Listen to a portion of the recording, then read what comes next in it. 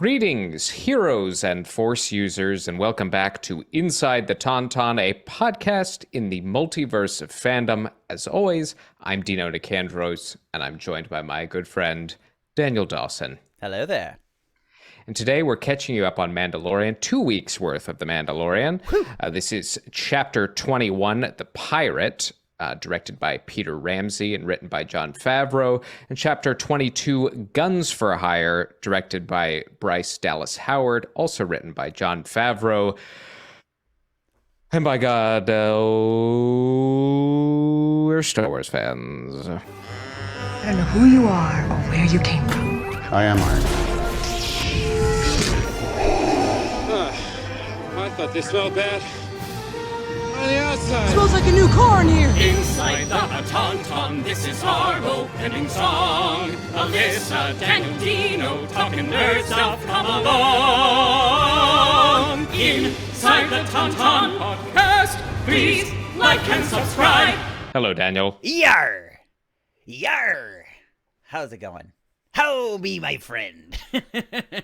Well, we're recording this on a Saturday. Yes. This is the Saturday of Star Wars Celebration, actually, which we will be doing an episode for. We are celebrating. For the occasion, but lots of Star Wars right now. A whole lot of Star Wars, and I couldn't be happier.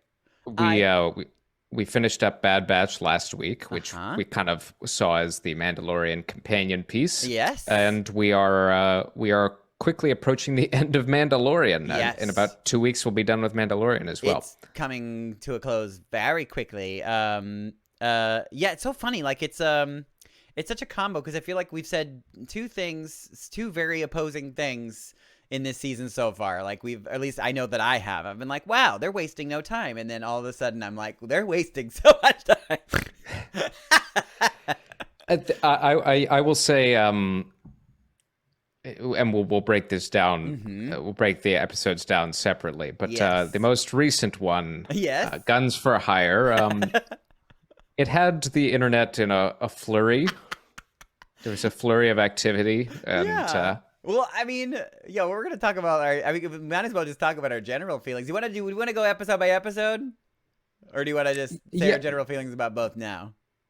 We didn't plan this, obviously. We don't like to plan our podcasts. No. It's more free-form discussion. Yeah. Mm-hmm. We're so free. Let's hear what you have to say about the pirate first. Yeah. Mm-hmm. And then we'll move to And then we'll make a movement.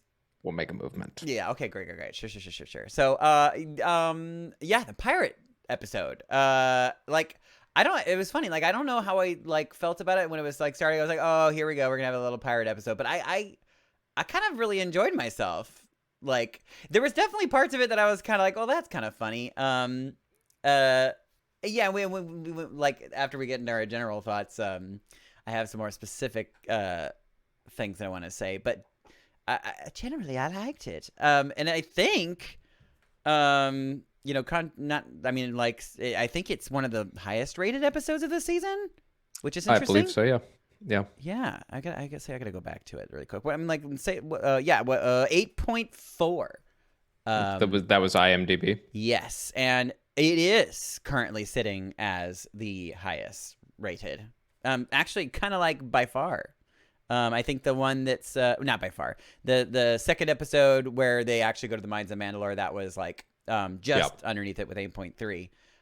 But yeah, they put it basically right on par with that episode, which still I think by far is my favorite episode when they go to the Mines. I think so. I think that's the one that's moved the plot along the most. Yes, for sure.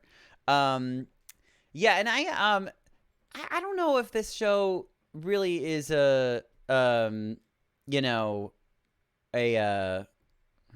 the word I'm looking for? Well, I'm just gonna say this first. There was I don't know, maybe you saw this. It was going around on TikTok for a while, or all of the social medias. But the creators of South Park were doing a writer's workshop. Did you see this? I didn't. You didn't? Okay. And they're just talking about their methods for writing. I'm not saying that they're brilliant writers by any means, but they did have some very I think poignant insight into how writers do their thing and how to make something that's good writing. It's pretty simple. They break it down in really simple terms, basically, that you have like several beats in an episode or a season or whatever it might be. And then in between those beats, if you say, and then in between those beats, then you're fucked, is what they say. That's the quote. Is that if you're saying and then, like, you're like, this happens and then this happens. They're like, that's boring and like people won't really enjoy that. But the better way to do it is to be like, this happens, therefore this happens, or this happens, but then this happens, kind of thing. So it's like therefore or but is like the way to sort of move the story along. And I'm not 100% sure. Like, for the most part, Mandalorian, I think, does that pretty well. There are times where it does feel like it's like, okay, and now there's this.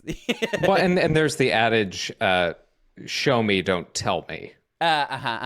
In writing as well. And yes. I would say that Mandalorian this season in particular has done a little more showing. Yeah. Mm-hmm. Or rather, excuse me, a little more telling. Yeah.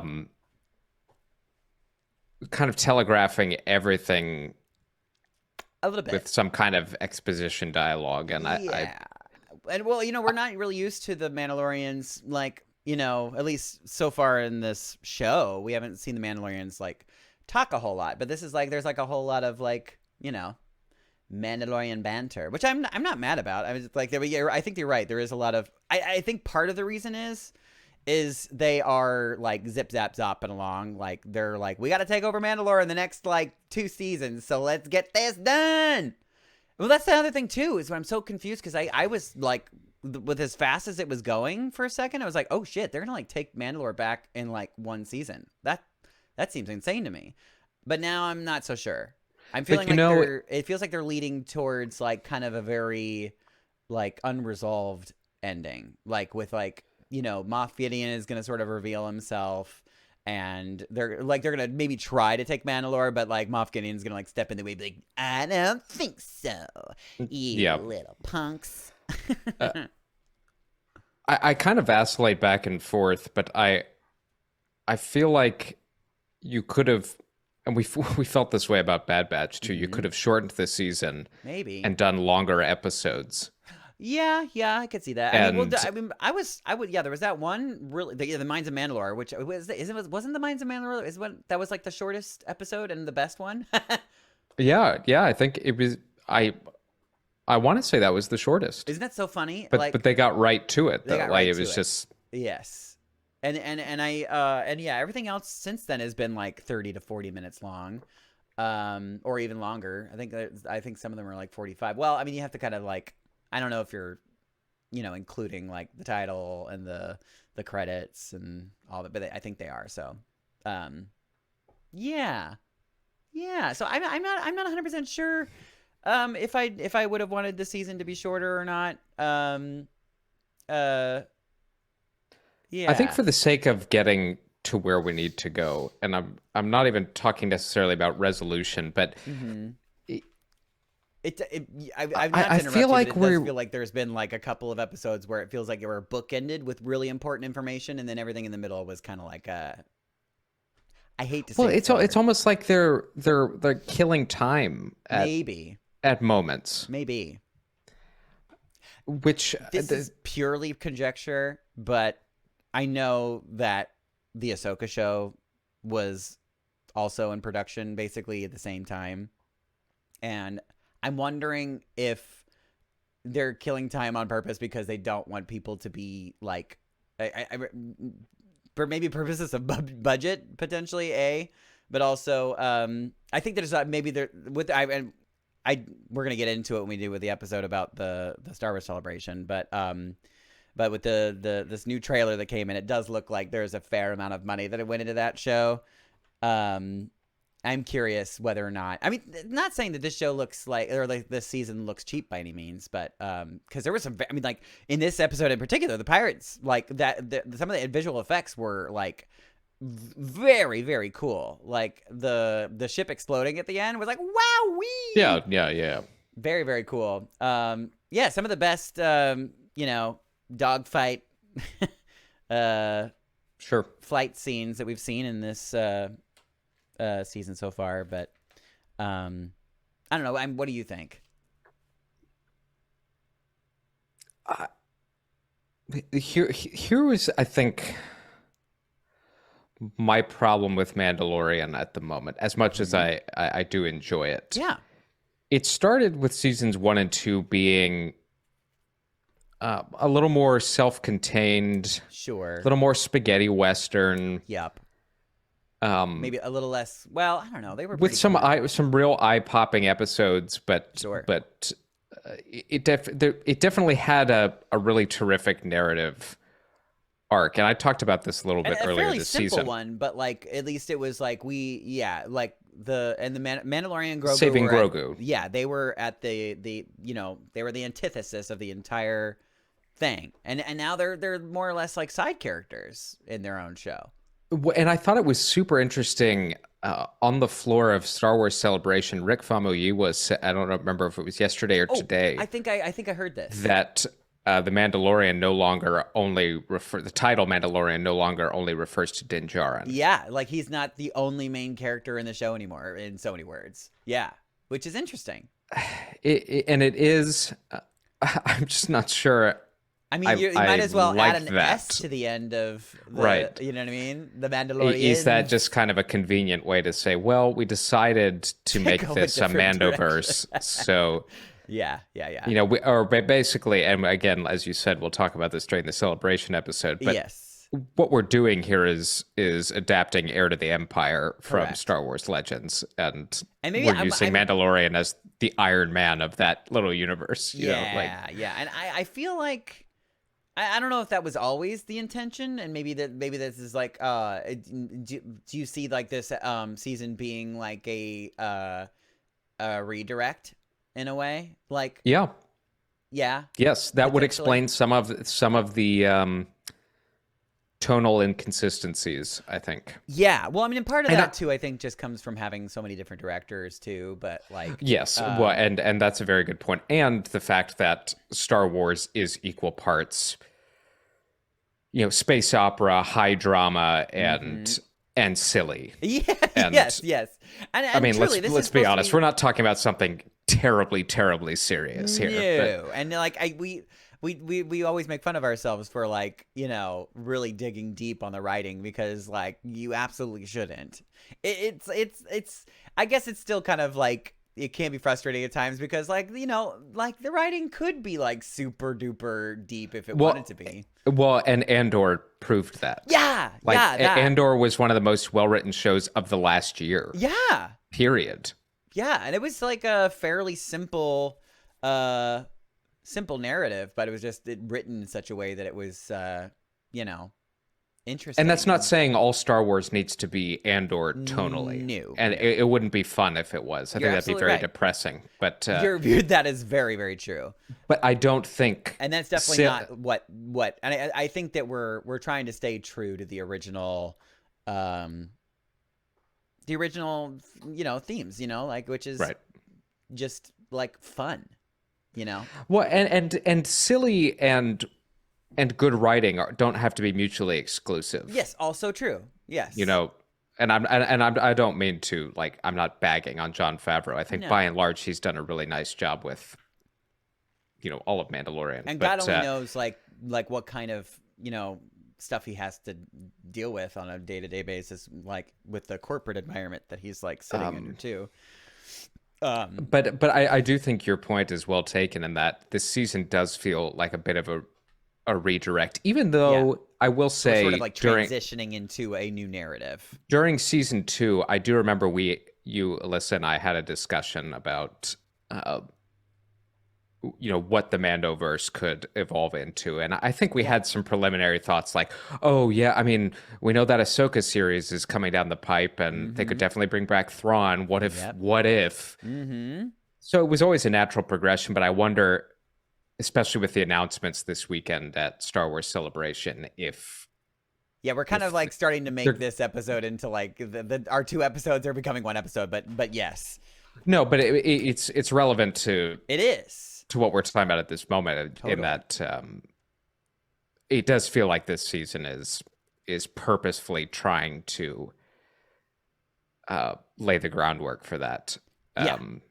Because we have gotten more world building and a little bit more. I mean, because it's funny. I think we've said we're kind of contradicting ourselves a little bit, but so did the show. Like, because we've said like this feels like a little more focused because we're just kind of going down this road. But then there has been a little bit more of its spreading the wings a bit. But you know, I don't actually think we've contradicted ourselves in that way, because I remember especially the episode with Dr. Pershing. with Dr. Pershing and Elia Kane on Coruscant, there was some complaints that, you know, what is this show about? That kind of segue into that, plot offshoot didn't bother me, because it is relevant to the narrative from the very beginning. I mean, it's focusing on Dr. Pershing's role in, Dr. Pershing was in season 1. It's coloring in the lines of what he was up to with Grogu and kind of giving us some more background. That doesn't bother me. I found that to be extremely relevant. Me too. And honestly, probably my second favorite episode of the season. Yeah, I remember you saying that. It's stuff like Guns for Hire. Where immediately reminded me of was Clone Wars, where you'll have like a 3-episode arc where you're like, where are we right now? I mean, it's still fun, it's still silly, Star Wars, but I'm like, and then you kind of shoehorn in at the end the reason all of that like happened. A really effing big deal. I'm like, well, like I said, there's been at least 2 or 3 episodes within the season that have been like, it was like the exact same structure where we have like important Mando verse information, then world building, and then important Mandoverse information at the end. Like it was like, book ended ABA style. But yeah. I was trying to see. Oh, I mean, do you want to get more specific about this episode? At least episode 5.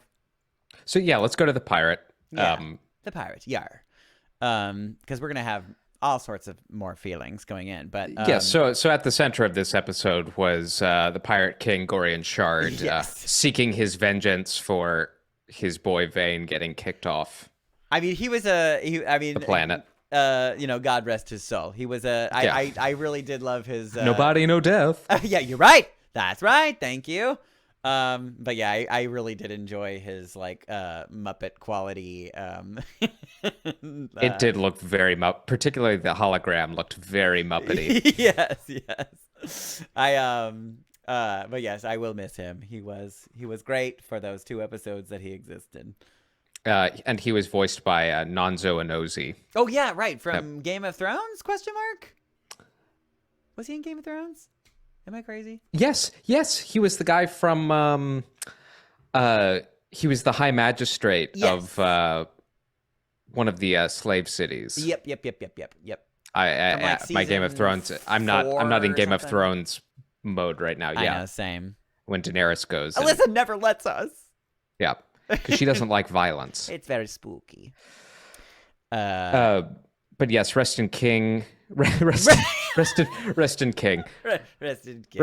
Rest in King power. Yeah.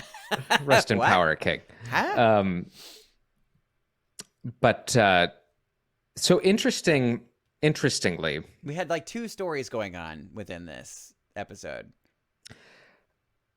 We see our good buddy Captain Carson Teva, played by Paul Sun Young Lee. Yeah, having his like little CSI he returned. episode or whatever. Right. It was CSI Space. Yep. Mm-hmm.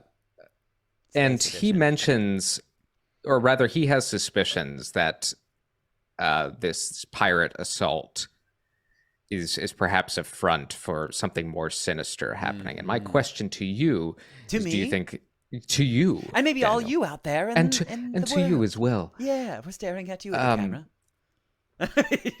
My question to you and to you Yes. is, Do you believe these pirates are tied in with Thrawn's bunch? Yes. I love that idea. I love that idea. I think that yeah, that feels like it would be in his wheelhouse to like you, and he's probably also and Moff Gideon, so I that's the thing, because or Moff Gideon. Yeah, I mean, when I say Thrawn, Moff I Gideon also involved with Thrawn. We haven't really. Well, we'll talk about that in. Okay, yeah, I am curious about your thoughts there too. Yes. So, but yeah, it does feel like not even just Thrawn and Moff Gideon, but just like the Empire in general, like using, or the Nazis, turning us like against ourselves, basically. Like they're I mean, obviously pirates are bad, but then also like pointing at the Mandalorians and be like, oh, look at the Mandalorians did something bad, you better look out for those Mandalorians, you know. So like kind of, and you have to think if getting powerful, if let's say Gideon, for the time being, we'll say he's the Imperial remnant is maybe lower on resources than the Empire and its prime, so maybe they're using alternative means of achieving their goals. And well, yeah, I mean, even the it's like if I don't have to waste Imperial resources on wiping out the Mandalorians, I think both sides are running thin. I mean, and right. the New Republic is already talking about like taking apart the rebel fleet, like they're decommissioning everything. Right. And this is the kind of world building I love. It's clear enough to where we know what's going on, but it also is leaving subtle clues about how this is all going to end up. Yeah. And there are several episodes in this season. Right. And the New Republic is just not taking advantage of the opportunity they were given to. Being real stupid. And that's kind of personified in this episode by Tim Meadows, who plays Colonel Tuttle. Which, like, bringing him in as this character feels like this. It can't be it's one of two things. Like, it can't be the last time we see him. But also, it felt like potentially like and I think you may have brought this up, and I was like, yeah, for sure. Like, it feels like we were getting like they had already planned maybe something in this season, and they're just like, yeah, just keep going with it. But I think that we were supposed to get a tease for the X-Wing show that never was, and perhaps like these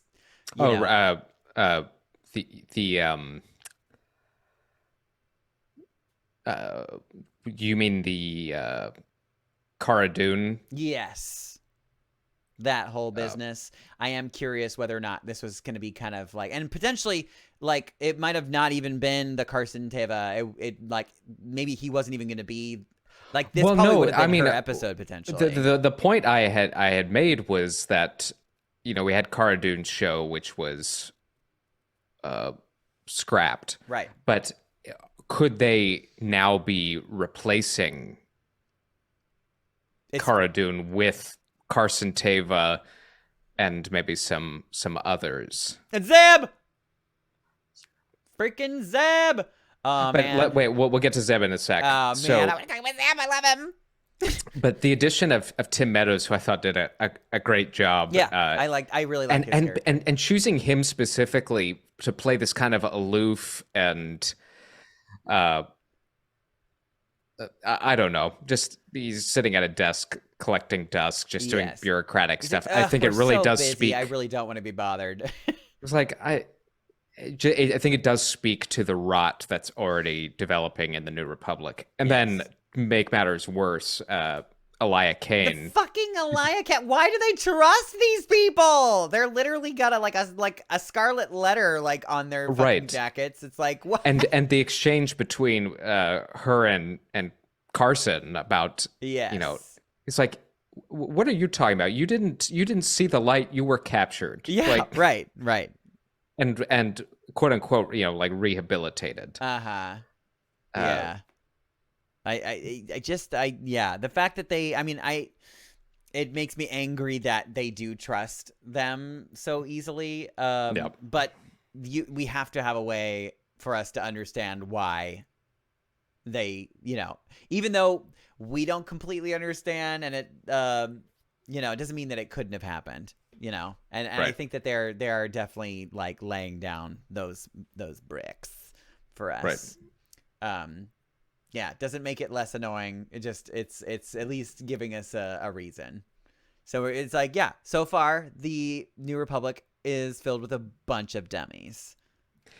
Yeah, and as I've With said, a handful in some of like people that seem to know what's going on. right, They're eventually gonna get. But these are the guys who will go on to join Leia in forming totally the Resistance. Yeah, right. When the New that will be Republic cool. just because Lord knows we're gonna see that at some point.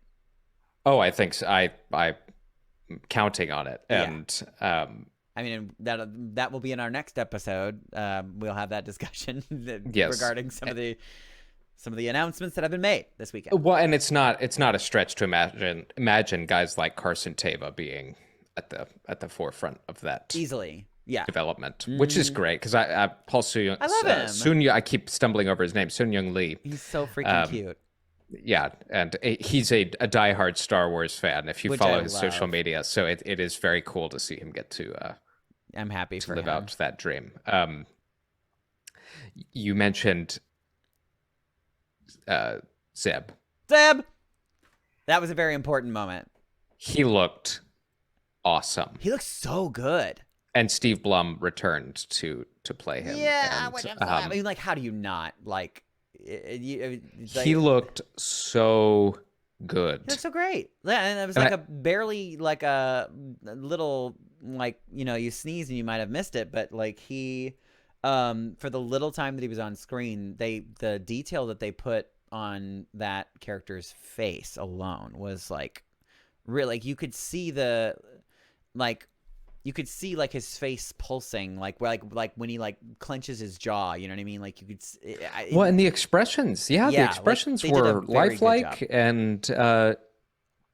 and what a terrific proof of concept for using him in the future yeah. alongside the other rebels. Totally. And yes, just A++ rendering of Zeb, and I'm so happy Rebels is coming back to the forefront. I'm gonna have to watch that over again because it's Well, been... and I don't want to take too much of a detour, but just to give Rebels a little bit of love, it's so funny that's the If you one. haven't watched Rebels, I don't know what's wrong with you. Watch Rebels, especially before Ahsoka. You have to watch Rebels now. Well, and if you're no anything like me, you're gonna watch the first episode and go, I don't know if this is for it's me. It feels cute. a little kiddie, and It does start off very cute, And it's then- like, oh, it's not a kid. It's and then by the finale of season 4, you're sobbing your eyes out. you're on the most wild Star Wars ride.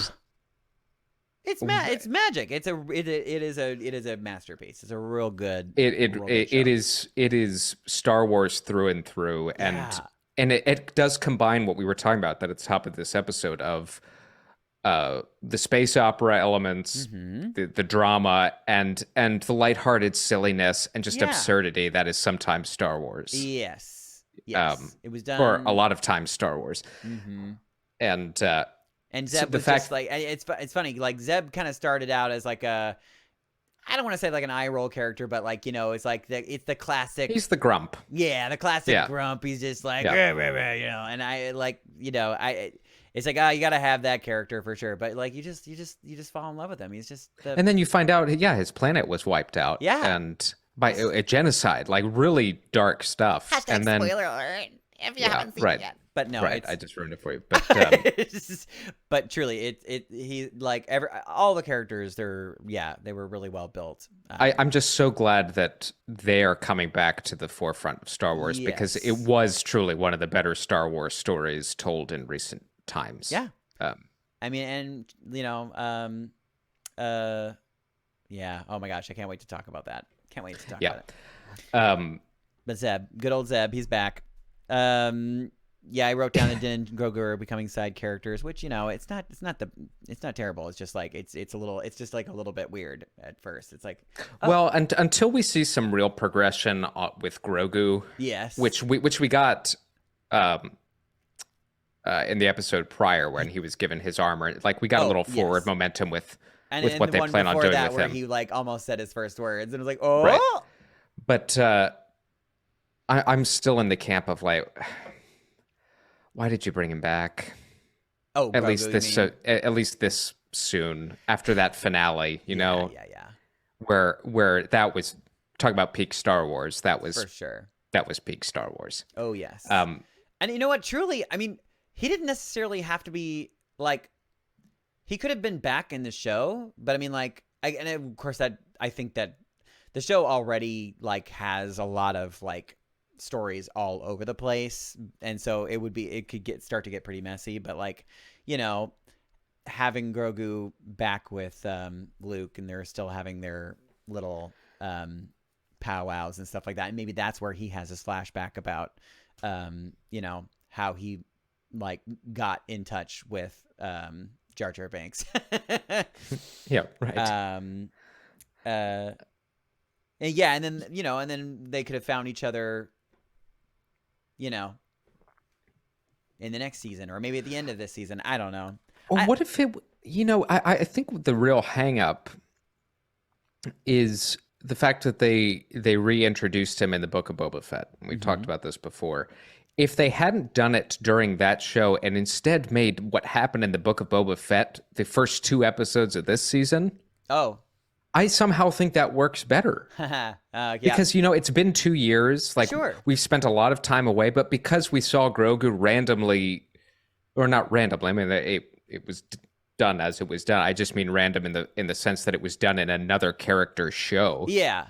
Like the fact that was happening in the Book of Boba Fett, I'm going, why? Yeah. Right. But had that been the beginning of this season, I'd have been, okay, I mean... Yeah, imagine it gives your audience enough time to, are we ever going to get to see him again? And then what a great surprise that we do get to see him again. But in the show he's meant to be in. Yeah, right. I'm curious now if like he's going to be like the connective tissue, like in all of these like shows that are in this time period. Like we're going to probably see him in Ahsoka too, I imagine, because why not? Well, I mean, as long as the cloning aspect of this overarching plot is important, Grogu will be there. We'll hold his importance. And, yes, of course. You know, one thing that I thought the visuals were great. Yes. And you mentioned the ship exploded, Gorian Shard's ship exploded. Oh, like sick. That was awesome. The dog fighting was really cool with Bo and I mean, truly, like really, it really looked cool. Yeah. Yeah. The one part that kind of bothered me, and this is mostly a constraint of the volume. Yes. Is that when all the citizens were running from the city? I'm so glad that you said this. There was like 10. There was like 10 people. I was like, how did they not? They couldn't have just like doubled them up or something, like, because I was like, either like the pirates killed a fuck ton of people, or which again, this is another thing that this happened. I made this criticism during Book of Boba Fett when there's the big fight in the middle of the street with the giant destroyer droid. Yeah. It killed no one. Yeah. And I'm not somebody who likes gratuitous violence or death for the sake of death, but I'm like, but not one. Where are the stakes? Yeah. Right. This is a children's show, for God's sake. I know, because they're you made the point, because they're pumping out so much material right now. The volume has been invaluable in cutting costs and building really wonderful environments, but yet again, you are seeing a limitation of it. Right. Where you can't have 300 extras. Yeah. Or maybe you could, and maybe they didn't want to hire them. I don't know. But I like the I love the I love the, what is it called again? I always forget. I don't know what you're referencing. What we just said. The volume? The volume. I love the volume for the sake of enhancing a show, but not to like for the sake of saving money. And I think it's pretty clear when one is one thing and one is the other. I guess I'll just say that. Well, I mean, you could argue from the very beginning the volume was intended to save money while also being able to enhance, create any environment you want, but you don't have to go on location to do it. So it has its definite pluses, and Mandalorian has been a showcase for how impressive it is. Yeah, and I think that they're still on it. I mean, because it's still a relatively new thing, and I think they're still kind of learning its limits. And I think that as they go, they're gonna be like, oh yeah, I guess we probably could have done that like at a real place with more people. But this is kind of another. I don't mean to keep comparing the two because they are very different. But this is kind of another unfortunate byproduct of having just watched Andor. Yes, knowing they were on location. Yep. And you could feel the scale. It was different. And the scope. Yeah. Even the depictions of Coruscant. Mm-hmm. If you'll remember in Andor, how heavily it looked like the prequels, just how heavily populated it was with air traffic, and it was bustling and busy and felt huge. Yep. And in Mandalorian, when we visited it, a lot less sky traffic, a very sparse amounts of people. Yep. And I can't help but think that is entirely because of the volume. But I'm not an expert. I'm not there. Probably a big portion of it. Yeah. I think so. That might be my biggest criticism of this episode that I otherwise enjoyed quite a bit. Yeah. Because it was a super solid episode. I mean, the fact that it was rated so high, like it says like. That definitely says something. But yeah, I mentioned I said either Disney didn't want to pay a bunch of extras for this episode or the pirates killed a lot of people. I wrote that down. And it didn't look like the pirates killed a whole lot of people. But I wanted to discuss this. So, the armorer. Well, first of all, I thought it was very cute that like they're little talking. They're like passing the hammer, like you're not holding the hammer. Shut your mouth. Yes, I think that's really, really, really cute.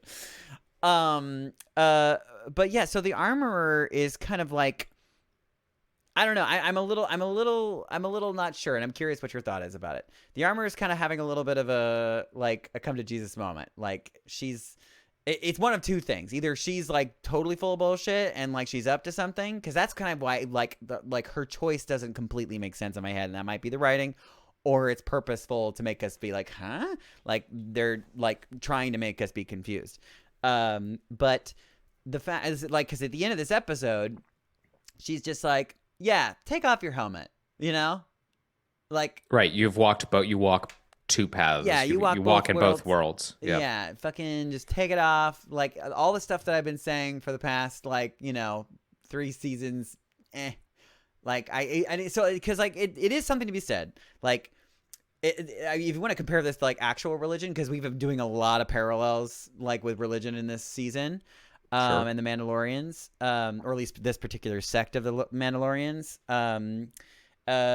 Like you can kind of compare it to the way that Christianity is kind of like having trouble bringing people into the church nowadays. I hear this from my parents all the time. Because of rigidity.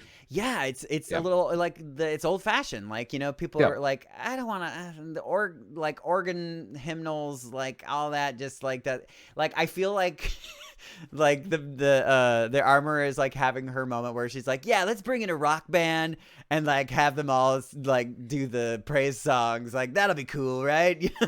Right. Yeah, the worship leader is wearing a white t-shirt and jeans. Right. Yeah. Yeah. We don't call them pastors anymore. They're like, he's the like worship leaders. Yeah, exactly. Or kind of like our experience in Saudi Arabia too, like where but truly, like, the prince of Saudi Arabia is like starting to be like, oof, we could probably make a lot of money if we they go where the wind blows. They just want to because whatever I have to do or say to remain in power, I will do. Correct. And I think that so when we were both Dino and I were in Saudi Arabia doing Peter Pan the musical, which is probably the most random sentence you've ever heard in your life. But they're kind of in the middle of like a really giant change right now. They basically, the Crown Prince decided to just completely get rid of their religious police. I mean, like, that's not what they're actually called, but it's kind of sort of the cute name. Yeah. It was a religious police. I mean, it is that. Yeah. And they were basically the ones that were like, cracking down the fist of like Sharia law. They're like, no, you have to wear, the girls have to wear the whole thing. You can't be like, we don't want to see your face in public, and you can't like hold hands with your, like, you have to walk behind your husband and all these things. But now that's all changing, and women are now like walking around without their headdress on. Well, and around the time you and I were there, actually not long before, they gave women the ability to drive. Right, that too. I mean, it's this was 2019, folks. So. Yeah, it was like 2 seconds ago. Crazy. And so funny. We're talking about Mandalorian. That's where you and I watched Mandalorian for the first time. Oh my god, that's right. Oh my god, that's and so we crazy. VPN'd Disney Plus. Yes, that's right. We VPN'd it. Oh my god, crazy. So, yeah, it's very, very interesting. But yeah, I think that they kind of, because basically right now they've just opened the country to tourism for the first time, and they're like, if we actually want like tourists to come here, we should probably, it's maybe not as cool to like require everybody to wear like facial coverings and the armorer came around really quickly on the idea of her seeing the mythosaur. Yes, so maybe that's what it is, and that's I mean, that's she what said kind of... Bo Katan Kryze has seen the mythosaur. But the fact that she also, I mean, I guess the fact that she maybe she could just see it, and she definitely didn't see it in her eyes because she was wearing a helmet. So, but maybe she heard it in her voice, like the honesty in her voice. But the fact that she was just so quick to believe her, she's like, wow. I mean, I guess, like, why would you lie about that? I mean, I don't know. She has lots of reasons to lie about it. I mean, yeah, she had, for legitimacy. I mean, she has a lot of plenty of reasons to lie about it. So the fact that the armorer is just like, yep, I'm good with this. It feels fishy. It's either something's fishy or it's just maybe a little like quick writing. Like, we just have to get past this, and it's got to be this now. I think it's on the quick side. Yeah, I think it's just that's just been the trend of when something happens, it happens like immediately. Right. And now this is happening.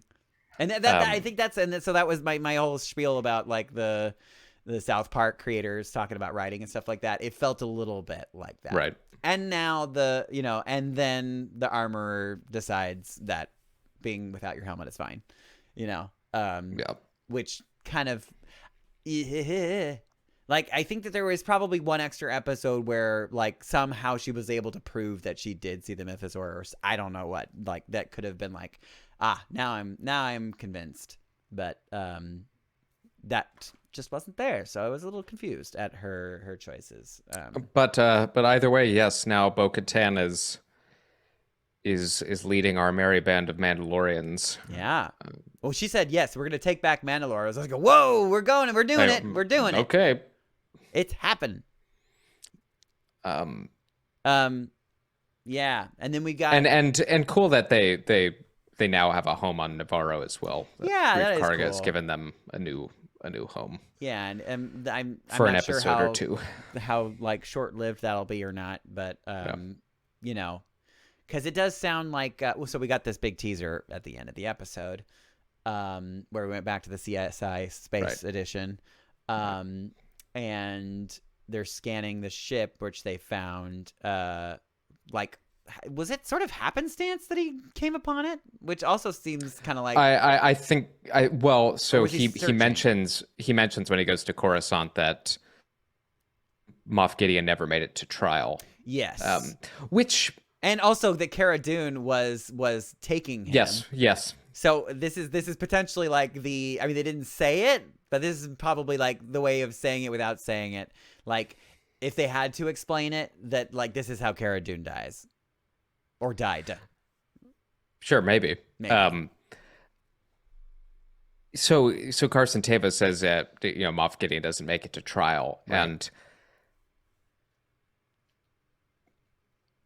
something about that confused me. Not the fact he didn't make it, but that the fact Carson Teva is one of the only people who knows it didn't happen. Right? That feels... Because like he's being tried for war crimes, so don't you think he'd be in front of a New Republic tribunal on Coruscant or elsewhere? Well, I guess it just... But nobody else is aware that he didn't make it. Yeah, I guess it just goes to show like how like short on like help they are, and they're just... short on help and short on attention span because they're worried about so many other things. That it's like, what? This is just some random full of things. warlord. He was doing something on the Outer Rim. Like, who gives a shit? Yeah, okay, No, you have helped me talk myself into yeah, because okay. I mean, truly, like all of the planets that he was kind of terrorizing were in the Outer Rim, like far away from Coruscant. So they're just like, whatever, Moff Gideon, you do your thing. It's really cute. Well, and that was part of the convenience thing in this episode that kind of,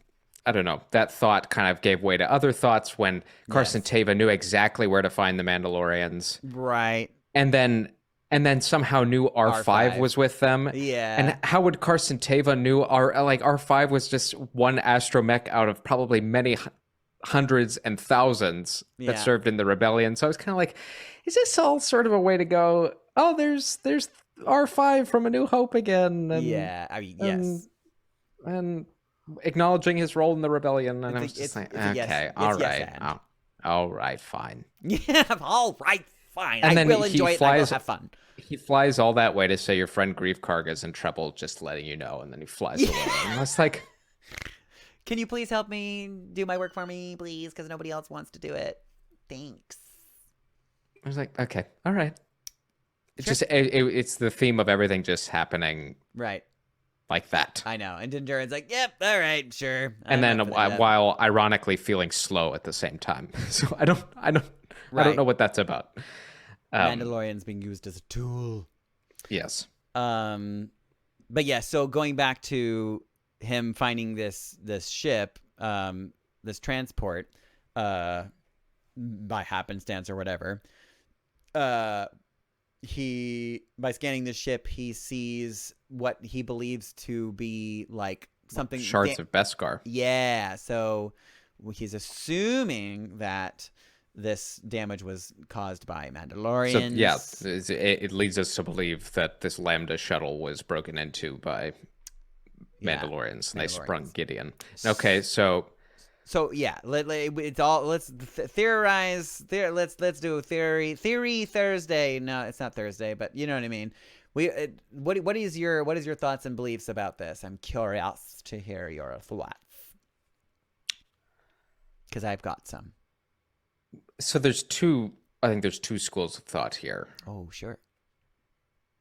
Either he was broken out by a sect of Mandalorians that are just like the type that were devoted to the Empire. Sure. And we saw these in Rebels. Yeah. Or even the ones that were devoted to our good buddy Death Watch. Yeah. Darth Maul. With Maul. Mm-hmm. Yeah, so it's either them or that kind of imperial sect that we saw during... Although there's a lot of people that believe... Remember Gar Saxon and... Mm-hmm. I was going to say that there's a lot of people that believe, and I think we've even said on the show that we thought that the Armorer and their group, or at least maybe she had the horns. She's got the horns. Yeah. Well, yeah. She is Death... Yeah, they were Death Watch. Right. So maybe there's like even a sect of the sect of Death Watch that like is still prowling around being a right, or to your turds. point, maybe the Armorer had ulterior motives. Yeah, it felt a little convenient, the fact that she's just like, take your helmet off, you little. The other option in my mind would be the Empire had collected a crap ton of Beskar from the Empire controls Beskar. Yeah, we saw that in the first season. Right. They set that up very early on after purging Mandalore. Totally. Could it just be a setup? Could it be a framing of... I'm leaning more towards that only because like it does feel like a very like Thrawn-y, Empire-y, Moff Gideon-y thing, because they do like I mean they literally blew Mandalore up because they turned it to glass. Yes, because the Mandalorians are a threat. Like, if they are, like, at their peak and super powerful, they could absolutely be, like, quite a huge obstacle. Right. So it behooves them to keep them be like, because right now they are sort of like an untrusted ragtag band of people, you know, that are being like, you know, as like at season 1 we're living in the freaking sewers, you know, because like people were just like, we don't want weeds in our bed. So I think that it feels like the Empire's like, yeah, let's keep that happening. Let's keep the distrust going on, because we have to, you know, Dave Filoni and Jon Favreau and all the peoples, they have a job, and they have to show us why the Mandalorians were not there for the Force Awakens and the sequel trilogy. Like, there has to be a reason why they weren't like, and the Mandalorians are here to help you too. You know what I mean? Like, we got to have a reason for that. So spreading this distrust in the New Republic, that kind of, that feels like maybe we're starting to build those little stepping stones potentially. Either that, or they're just going to wipe them all out, which would be really sad. I don't think that's going to be the case. Although with that giant shot in Rise of Skywalker of all those hundreds of thousands of ships showing up, all Disney has to do was say, yes, they were there. Yeah, they were there. They were there the whole time. Yeah, you totally are completely not You have wrong. to freeze frame it, and it's real blurry, but that one ship in the background. that one tiny. But wait, I'm really trying to remember though. Like, did we didn't see Mandalorian, right? I don't want to say definitively, because we might have seen a couple of their been a second their fighters. I don't remember if that was pointed out, because you saw the ghost, and then you saw. Yes. So I don't want to say definitively, because I need to go back and look at, like, And the somebody Ghost, for did a those of you that diagram. haven't seen it yet? It is also from Rebels that you need to watch.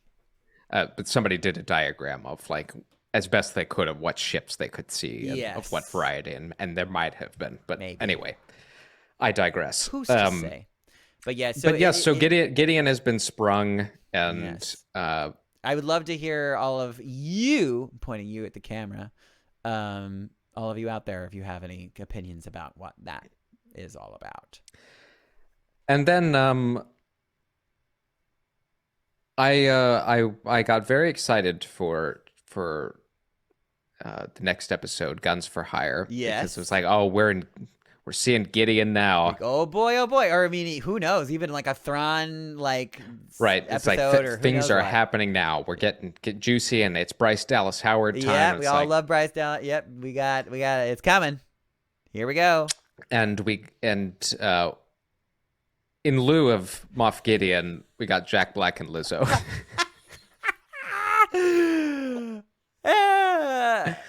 And Doc Brown. Yes. 1.21 gigawatts.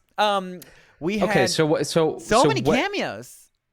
Even oh my god, and I didn't know this until I did a little more research, but the young Moth the calamari Mon Calamari prince was played by freaking Spider-Man's brother.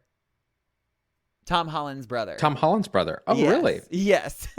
Which is like, I did not look closely. What the hell? Is he even an actor? I guess he is now. So yeah, they literally were just like, I think it was like they either got like a bunch of phone calls, like Dave Filoni got a bunch of phone calls. It was like, oh yeah, Harry Holland. Can you please put me in Mandalorian? Just like one episode, and they're like, okay, we're just gonna we're gonna do all of them. Every single cameo, we're doing all of them in this one episode. Well, and we had happy. We had to start this episode off. I enjoyed the way it started off. So we me too. We see Moff Gideon's cruiser, thinking, "Oh, here we go! Like, we're back in it." And it's been commandeered by Mandalorians. Yeah. Led by Axe, what's his name? Axe Woves and Koska Reeves, and who we met in season 2. Right, and these are the people that apparently abandoned Ahsoka. Right, or excuse me, Ahsoka. Bo Katan. Right. I've got Ahsoka on the brain from this weekend. Yeah. But You're not the leader. And so they're privateers now. They themselves are pirates, and they're guns for hire, as the episode title indicates. And we get a Romeo and Juliet moment in the first 5 minutes between a Quarren and a Mon Calamari nobleman. Oh my god, the tentacles on the face and everything. And which honestly is very cute. I mean, in a such a weird in a weird Star Warsian way. I enjoyed it. It was just, and that was a weird. Sign of things to come. It's a very, very just a brief taste of how weird it's about to get. It's like I needed to check my water bottle to make sure something didn't happen to it. And if it sounds like my tone is just crapping on this episode, don't mistake. No. Don't mistake my poking fun at it for just pure hate. No, because that's not where I'm coming from. Yes, because as a standalone episode, it was very fun. It was just it was so surprising and so out there. It was very so unexpected. Well, and it has precedent from the Clone Wars, and there were a couple episodes of Rebels where we're just like, huh? What are we? We're just what are we doing fun. here? We're just having fun because I guess. we can. Yeah, they were you get one fun episode, make it really fun. And they're like, okay. I mean, but Din and Bo Katan, yes, are trying to track down Costco Reeves and Axe Woves. Costco Reeves. Costco Reeves. Costco Reeves. Yeah, he's a warehouse store. They're trying to track them down because they have the fleet that was being assembled to go take back Mandalore, and they have a fleet. Plaisir 15. Plaisir 15. Yes. And they arrive, and I loved the design of Plaisir 15. I liked the hyperlink train. And, yeah. There was a lot of really fun details in this episode for sure. I felt like we were all of a sudden transported to Tomorrowland at Disneyland or something like that. Yeah, and honestly, somebody, some random person on Twitter had commented that it felt like a Star Trek episode a little bit. Yeah. Sure. Yeah. Felt a lot like Star Trek, and I was like, yeah, I buy that. Totally. It very much lived in that world aesthetically, but I did appreciate some of the I always liked seeing new Star Wars, and I to a pretty great degree there was a lot of new Star Wars here, so I'm thankful for that. Totally. And just I don't know, if you were freeze frame and little moments, they did put in a lot of really fun details, the weird ass dinner party that they're having when they go in there. There's this weird bowl above their head filled with a liquid and a little creature inside of it that's swimming around, and everybody at the table is has a tube that's coming down from it, and they're all sipping from it, I guess whatever juices this creature is excreting is yummy to drink, I guess. Yeah. Because why not? It's hilarious. They're just all sitting around a table drinking the excretions of. It's so weird. What a disgusting sentence, but I mean, weird. Yeah, it's very Star Wars. I mean, it's very. Yeah, you don't question it. You just go, no. All right, fine. I mean, truly, the episode got it so weird. I was really surprised because she's very good at it, quite brilliant at it. I was wondering why they didn't have Lizzo play the flute. Yeah, I mean, because at that point, and literally, I was waiting for Jack Black to actually break out into a music number that. If that doesn't, there has to be maybe there's a YouTube video incoming. Once the season is over, they're gonna release a music video or something like that with Lizzo and Jack Black. I'm truly, I would absolutely love to see it. I mean, it's very unnecessary, but I would love to see a Lizzo Jack Black duo. I was frustrated when I saw Jack Black and and almost to a greater degree Lizzo. I will say Lizzo's not an actor. No. And you could tell. Yeah. And okay, This is what when those two showed up, I was like, she was doing a good job of like existing as herself. Like, yes. And I don't think that, like, an actor doesn't necessarily have to become somebody completely different in order to. No, like, but I was annoyed. Yeah. This was a cheap ploy. Yeah. It definitely felt like it felt like a Super Bowl commercial. Well, kind of, yeah. That's a really good point. It felt like there was a Super Bowl. That I could not have said it better, honestly. This episode felt like a Super Bowl commercial. That is probably the best. Yeah, that's the best depiction of that, because it was absolutely that. And in some ways, that's worse than actually being bad. Because it feels commercial. I don't know how to explain that necessarily, but it's just more commercialism. It's like it became like you can see the discussion happening like in the corporate environment. They're like, okay, this is going to create some posts online. People are going to wait a minute. Yeah. Lizzo is in Star Wars. This is memeable. This is gifable. Memeable, yes, that too, exactly, because it's important to have And there was an element a trend for right. 2 seconds. Well, yeah, just to get Lizzo with Baby Yoda. I'm like... Right. Which honestly was very adorable, but yes, in a vacuum. But I'm like, in a vacuum, my God, yes, what we're doing here, guys. I mean... Yeah, the fact that, the fact that he's just, no, he doesn't like being held, and then he, leaps into her arms, It's just like, oh my God, this is so funny. and Jack Black's Captain Bombardier, there was at least some interesting background in that he was a former Imperial as well. Right. Well, and also with Doc Brown, Christopher Lloyd's character as well, being a separatist. A separatist and a what's his face? Sympathizer. Count so he played Commissioner Hellgate, and which he was I guess a part of that that same union of people that that were that they were basically building the Death Star. Am I crazy? Did I just make that up, or Who was Commissioner Hellgate? They're like the tech union or something like that. Oh no, the Techno Union. The Techno Union was part of the Separatists. Yeah, that's right. And then after the war, they had all of their holdings absorbed by the Empire, and right. Right. But there was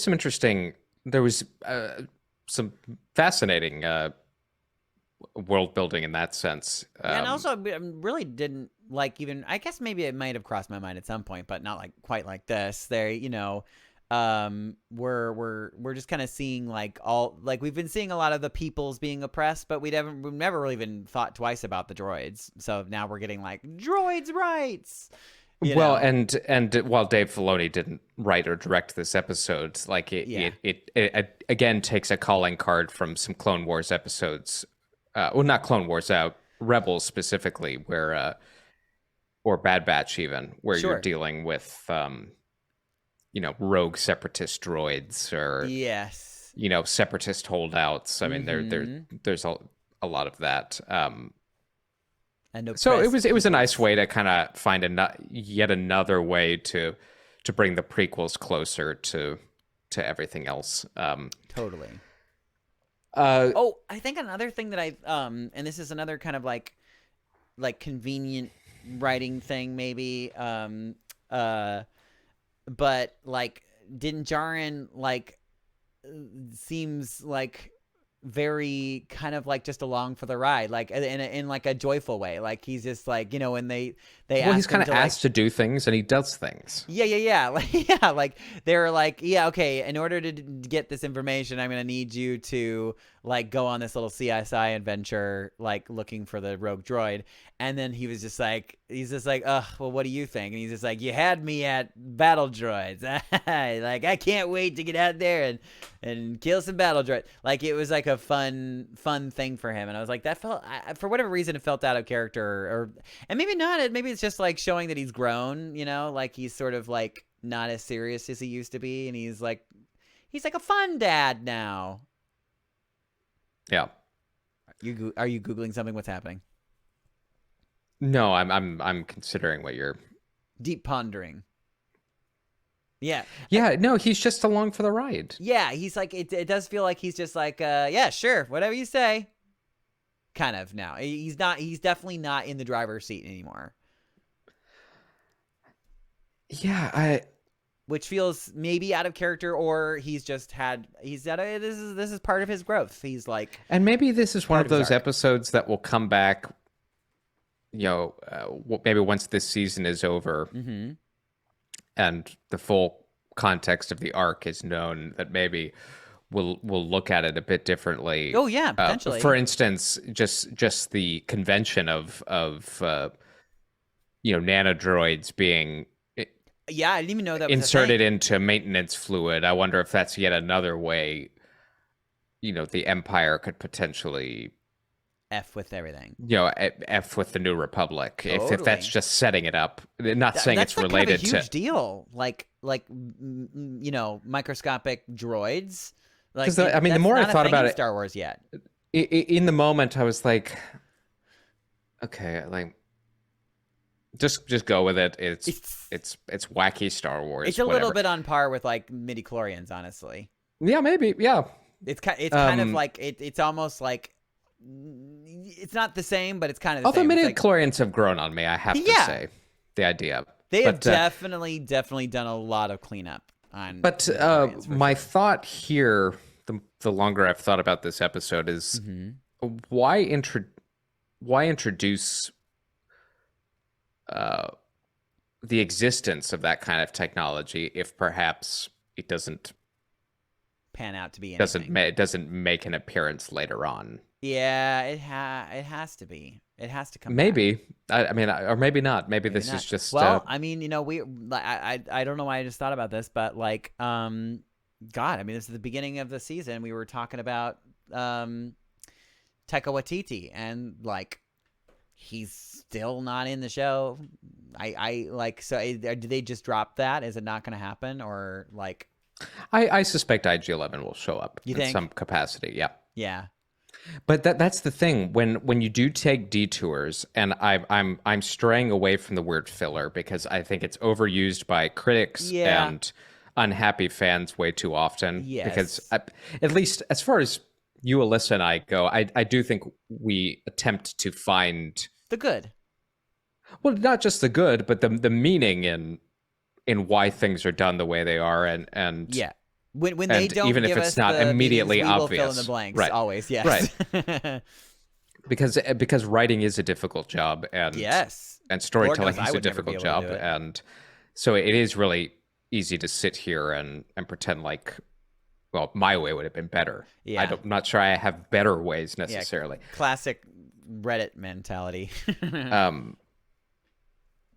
There's like a really funny guy on TikTok right now that like imitates like people on Reddit, and it's like, oh god, it's so cringe, but it's very funny. I don't remember the guy's name, but if you've seen it, if you know what I'm talking about, text me in the comments.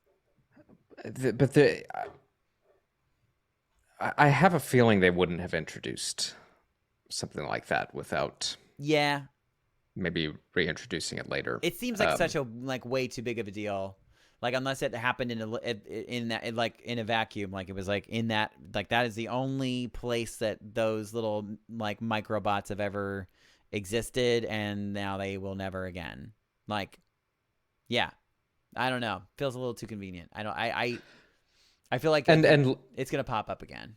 I do think it was very Star Warsian to focus, you know, to have that droid bar and to. I love the freaking droids that are like outside, like hitting on each other, you know? There have been several instances in recent years, going all the way back to Phoebe Waller-Bridge's droid in Solo of droid rights and and right, kind of on the periphery and totally. And uniformly, You're Star right. Wars I has totally always forgot about that. This isn't the first time that they've done like a droids rights kind of situation. Star Wars has always uniformly done droids really well, but I do have to hand it to Disney.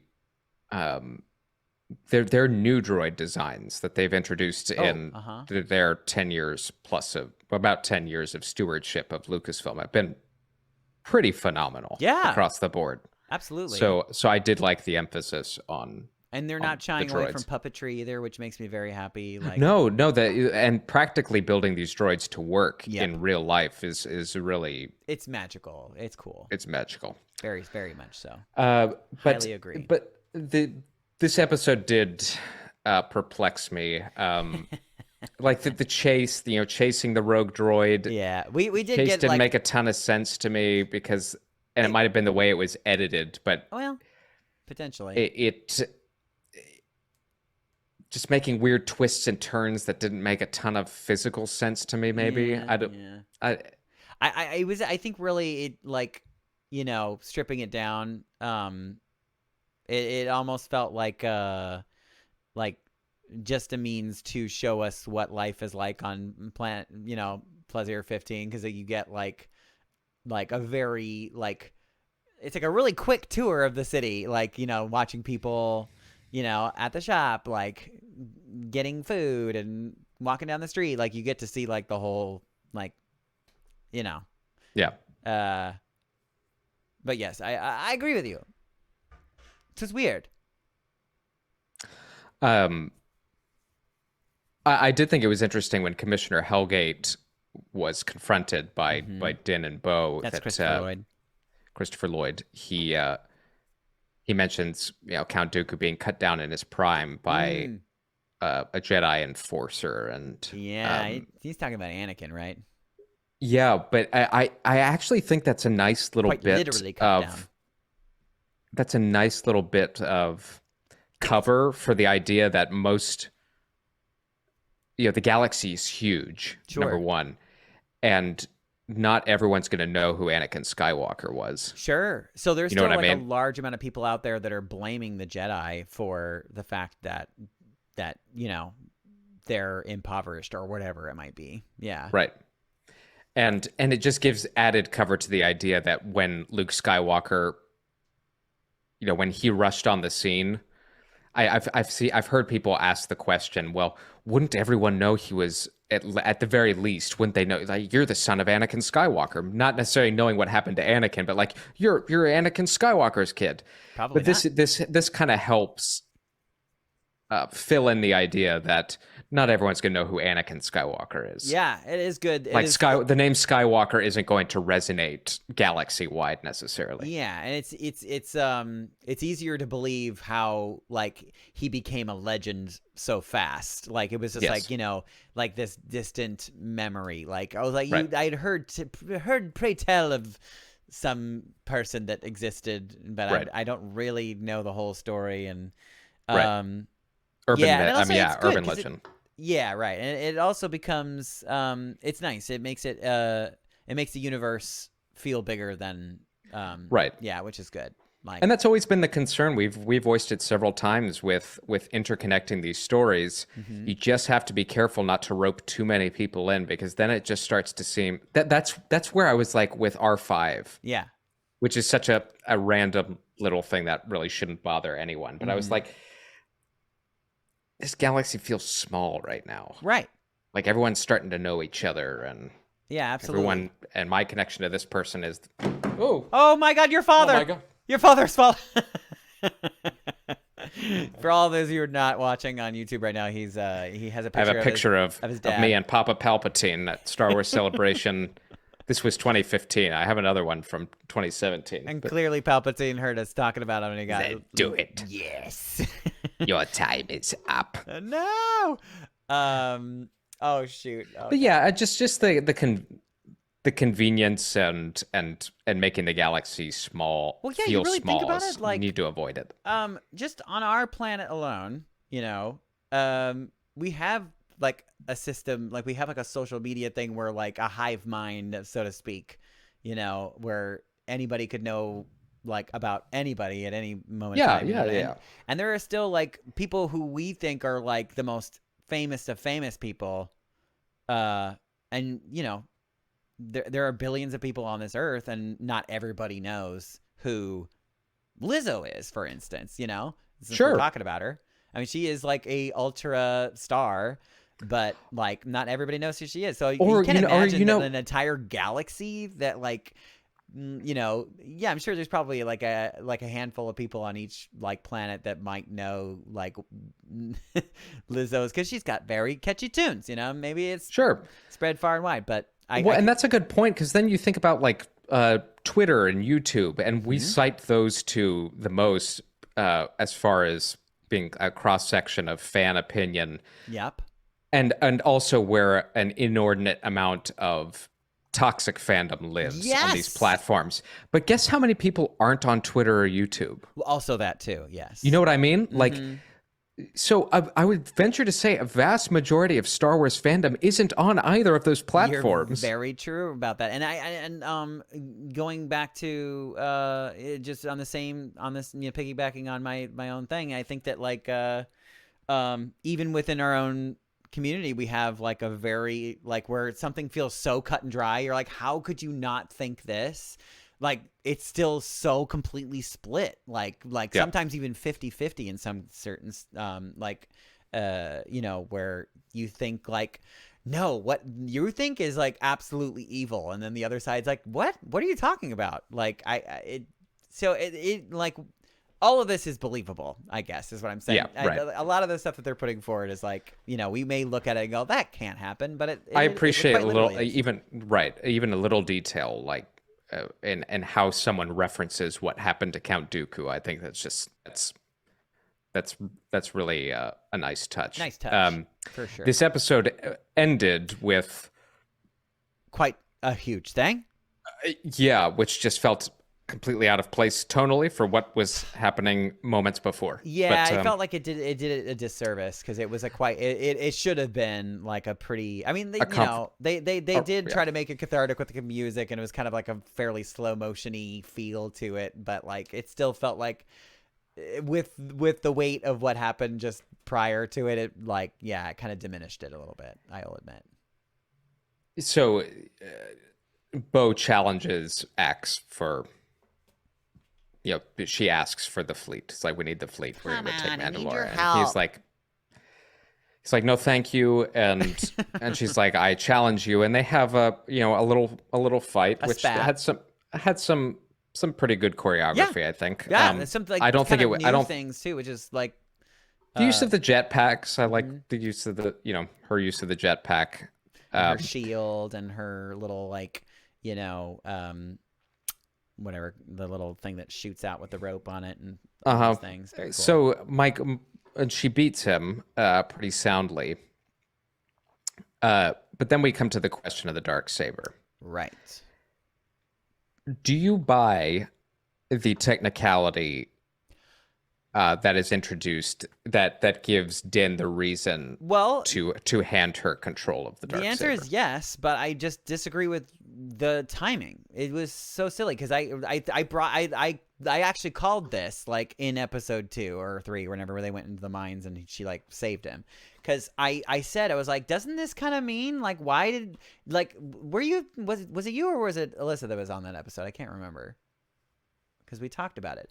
But on the mines, it doesn't matter. Was that it might have been Alyssa. Yeah, maybe it was Alyssa. So I did say this, because I was like, well, technically he got beat and she saved him. So the fact that like, and I was just like, the fact that all of a sudden like Mando, like she like gave the sword back to him. I was just like, but why? That was like the perfect chance for them to be like, okay, yeah, now it's mine. But they didn't take that opportunity. They saved it for later, which I thought was so weird. I don't understand that. I understand why. I was like, yes, I agree with the technicality. I don't even think it's a technicality, because I think that it makes sense. But she became worthy of it. She became worthy of it, and they should have just made it a big deal. They should have made it a deal back then, or saved that whole entire Mandalore scene for like later on. I don't know. Like I think that I didn't understand the character choices didn't make sense back then, and it made this scene also make not the best sense either. Yeah, I think I'm with you. I do think it makes a little bit of sense in that he might want to do it publicly in front of that could be in front of the people they need, right? But because then it's like but then why wouldn't you? Why there's wouldn't no witnesses? You're not wrong about that. Because then it's like, well, who's gonna tell? Like, because they could have just like, okay, everybody turn around. Everybody turn around, and then they're like, ooh, ah, ee, ah. They're like, oh, we fought. Oh, he took it. Yeah, he won. And then, but then then it's everybody's word against his. So I kind of go back to what you were saying. Like they could have addressed this earlier, and that Din was like, the only way you will have legitimacy is if you're wielding this. I don't want to rule these people anyway. So yeah, I think that clears up a lot of problems if she just shows up with it. Right. I don't know. I truly don't understand because I don't think he gained any he didn't gain any credence because like the exact same result would have happened had he given her the Dark Saber like right then and there, like in the Mines of Mandalore. Which to me, I think would have been more special because they're like on Mandalore and she's getting the Dark Saber there. Yeah, I think that would have been a lot more special. Oh, I mean, like, yeah, like in the freaking cave with the Mythosaur, like all that. Mm-hmm. I feel like that was like a perfect setting for her to get it. Right. I think they would have gotten the exact same result with these Mandalorians because it was just the two of them. They were the only two people. Well, and I guess Grogu, but Grogu can't talk. That would be able to know that this happened. So when he's telling all these Mandalorians of what happened, it's like, it's identically the same. You could have just said, this is the reason that she has the saber. And they would have been like, oh yeah, I guess that checks out. I don't think they gained anything by doing it this way. Sure. In my opinion. But I guess, nah, I don't know. It sounds very harsh, but it almost like if they didn't have this moment, like the episode definitely would have been like mostly filler. Yeah. At the end of the day, so I feel like they had beats that they needed to do in the season, and they're like, we need this episode. This episode needs something more than just Lizzo and Jack Black. Right. And they're like, okay, how do we do this? So then they probably. I mean, that's my only thought process. There might have been process behind it, but and to piggyback off that and kind of cap off this episode, I did appreciate the inventiveness in terms of imagery and aesthetic. I always like when they push the boundaries on that. I think that's what makes Star Wars zany and fun and wonderful. Totally. The cameos for the sake of cameos, which has already in some corners started to annoy people as far as Mandalorian goes. Sure. This did not help matters Probably at not. all. Probably not. I am confident, however, and Rick Famuyiwa. This doesn't mean that there can't be cameos that no. And Tim Meadows. I thought Tim Meadows worked. Me too. I think that freaking what's her face from Tatooine? Pelimato. Yeah. Amy Sedaris. I think that. Yeah, she's done a good job. She works. It's super duper goofy and hilarious. She fits. But Rick Famuyiwa was directing the. I want to say he.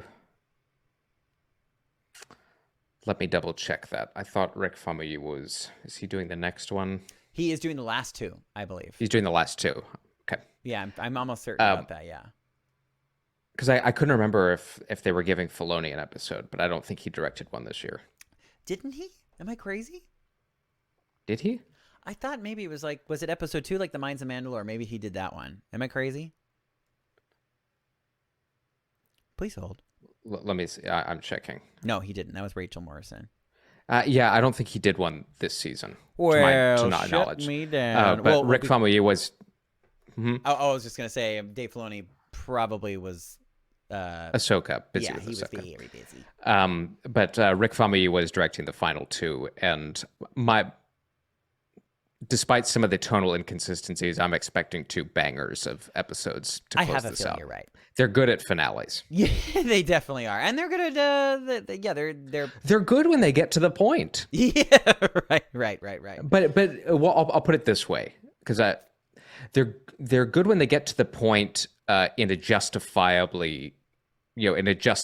amount of time. Yeah, and it not necessarily like and it's not necessarily like the point doesn't necessarily have to be like the destination, but like the heart can also be the point too. That's what I mean. It's not so much an A to B thing, so much as or A to C thing.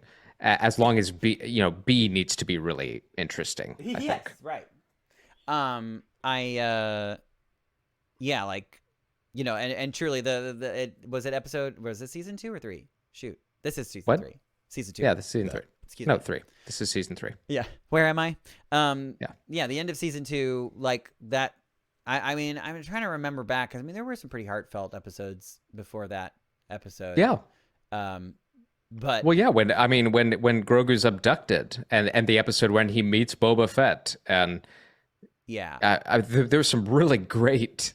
Yeah, I was gonna say though that then in the finale, like with like Luke coming to save him and take him away, like that was some of the most emotional, like heartfelt stuff that we've gotten, and that is where they have nailed it, and they can, and I think that they will. And I imagine, and I've tried to stay away from certain elements of Star Wars Celebration Twitter, because I know they showed. Oh, right, they've seen in it its already. Entirety, Chapter 23. Yeah. To the crowd, and the reactions were pretty phenomenal. So this is a big warning for y'all out there. Don't. So just hang on until Tuesday night or Wednesday morning, and unless you like spoilers. But it sounds like we're in for a treat. Maybe a course correction of some sort. Thrilled. But yeah, yeah. I'm excited, and Daniel and I will be recording a celebration episode where we kind of talk through in detail everything they announced, and we'll get into some serious Mandalorian discussion at that time about how Mandalorian is setting up, as we've always suspected, a big old batch of storytelling, a really freaking exciting story. Holy moly! Some good Star Wars is on the way. Well, that was our 2-episode recap. Yeah, we. I mean, if you're still here, hour and a half into it, God bless you for it. God bless us, everyone. But we wanted to give them their due diligence. That's not the word. Sure. You know what I meant. Well, I mean, it is. I don't know if it was used appropriately. It wasn't used appropriately. But congrats on using it. Yeah, it's a big word. But yeah, we'll be back with some celebration stuff very shortly. Literally very shortly. We're just gonna pretend like we'll change our shirt to make it look like it was something different, but. But yeah, I'm excited to talk about it. I'm excited for Mando this week, and I'm excited to see how it concludes. Yeah, like we said, make sure to comment and let us know what you thought about the show as well. And get in on the conversation. Yeah, we love it. I love to talk about all the stoof. And like and subscribe. Well, I'm Dino Nicandros. And I'm Daniel Dawson. This was Inside the Tauntaun, it was podcast in the multiverse of fandom. Yeah. May the Force be with you. Yeah. Always. See ya. Inside the Tauntaun podcast, please like and subscribe.